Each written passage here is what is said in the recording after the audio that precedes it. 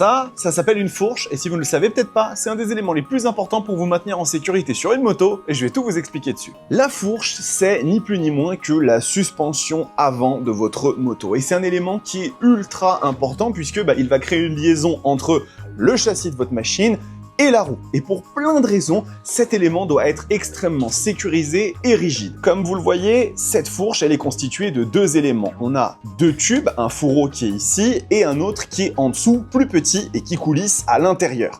Cette fourche, elle est dite inversée, et contrairement à des machines un peu plus anciennes qui avaient des fourches classiques, ici, la partie la plus rigide, elle est en haut, puisqu'en fait, c'est celle qui va être tenue directement au cadre de votre machine. Et c'est la raison pour laquelle, sur les motos modernes, on a des fourches inversées pour avoir l'élément le plus rigide en haut, afin de pouvoir garantir le plus de stabilité à votre moto. À l'intérieur d'une fourche, il y a aussi deux éléments, de l'huile et des ressorts. L'huile, c'est ce qui va permettre en fait à votre fourche de se détendre plus ou moins fortement lors des compressions, et les ressorts, c'est ce qui va absorber les chocs quand vous allez passer sur des cailloux ou des dodanes sur la route. Des fourches inversées, il en existe de plusieurs sortes. Vous avez des versions qui sont beaucoup plus simples, jusqu'à des versions ici comme sur la CB1000 Hornet SP qui sont entièrement réglables en précharge, en compression et en détente afin de pouvoir vraiment aller très loin dans les réglages. Il existe même certaines fourches qui ont des technologies hydrauliques extrêmement fines comme des cartouches de compression déportées, ce qui améliore encore plus la performance de ces dernières. Finalement, la plupart des constructeurs japonais utilisent souvent des marques comme Showa ou Kayaba pour les fourches un petit peu